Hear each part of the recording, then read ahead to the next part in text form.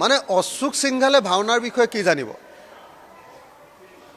মই সদায় কৈ থাকোঁ যে অশোক সিংঘাল ক'ৰ মানুহ, অশোক সিংঘালৰ ঘৰ ক'ত? বিজেপি চৰকাৰে অশোক সিংঘালক মন্ত্ৰী পাতিছে কিয়? Ashok Singhal out and out আমাৰ খিলঞ্জীয়া বিৰোধী, অসমৰ সংস্কৃতি বিৰোধী এজন মানুহ। তেওঁ কথা বাৰ্তাত দেখিছে নাই উত্তৰ ভাৰতৰ দাদাগিৰিৰ বাহিৰে আন একো নাই। তেওঁ কথা বাৰ্তা আমাৰ অসমীয়া সংস্কৃতিৰ লগত নিমিলেই নহয়। তেওঁ অসমৰ ভাওনা কি বুজি পাব? অশোক সিংঘালে ভাওনাৰ কিবা মূল বুজি পাব নেকি? বান্দৰে নাৰিকলৰ মূল যেনেকৈ বুজি নাপায়, অশোক সিংঘালেও অসমৰ লোক সংস্কৃতিৰ মূল, অসমৰ বৰগীতৰ মূল আৰু অসমৰ ভাওনাৰ মূল বুজি নাপায়। গতিকে হিমন্ত বিশ্ব শৰ্মাই অকল হিন্দীভাষী মানুহৰ ভোট লাগে কাৰণে আৰু দিল্লীত যাতে তেওঁৰ অৱস্থা ভাল হৈ থাকে, গতিকে হিন্দীভাষী মানুহ এজনক যেনে তেনে মন্ত্ৰীসভাত ভৰাই থৈছে।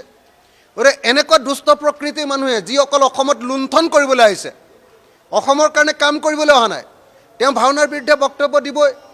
আৰু ভাওনাৰ কাৰণে আপোনালোকেও এই অশোক সিংঘালৰ ওচৰলৈ যাবই নাপায় নহয়। বেপাৰীৰ পৰা ক'ৰবাত কোনোবাই ভাওনাৰ কাৰণে পইচা নিবলৈ যায় নেকি? বৰগীত বিহু এইবিলাকৰ কাৰণে ভাওনাৰ কাৰণে নিমন্ত্ৰণ কৰিবই নাপায়। ভাওনাৰ নামেই শুনা নাই চাগে ভালকৈ এতিয়ালৈকে। তেওঁ ভাবি আছে ভাওনা মানে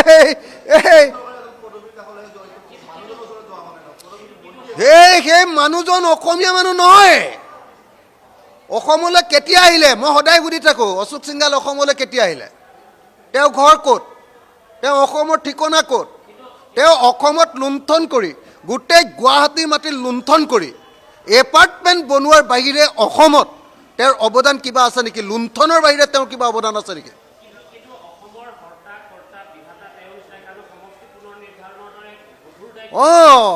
হিমন্ত বিশ্ব শৰ্মাই হিন্দীটো ভালকৈ নোৱাৰে কাৰণে আৰু দিল্লীত অমিত শ্বাহ আৰু হিন্দীভাষী মানুহবিলাকৰ লগত ভালকৈ সম্পৰ্ক ৰাখিব লাগে কাৰণে গোটেই সমষ্টি পুনৰ নিৰ্ধাৰণৰ কাম এই হিন্দীভাষী উত্তৰ ভাৰতৰ পৰা অহা তো এই মানুহজনক, এই সন্দেহযুক্ত অসমীয়া ভাষী মানুহজনক, সন্দেহযুক্ত অসমীয়া মানুহ মানে কোনোদিন সন্দেহযুক্ত মানে এই মানুহটো কেতিয়াও অসমীয়া হ'ব নোৱাৰে।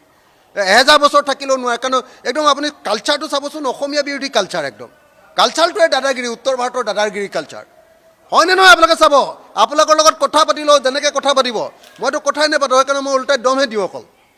আপুনি কি অসমীয়া মানুহক ভালকৈ কথা ক'ব, এনেকৈ কওঁ মই। গতিকে অশোক সিংঘালৰ ওচৰলৈ ভাওনাৰ কথাক লৈ যাবই নাপায়। ভাওনা কি বস্তু বান্দৰে নাৰিকলৰ মূল নুবুজে, বৰগীত কি বস্তু বান্দৰে নাৰিকলৰ মূল নুবুজে, বিহু কি বস্তু, বাগৰুম্বা কি বস্তু বান্দৰে নাৰিকলৰ মূল নুবুজে। গতিকে নাযাব আপোনালোকে।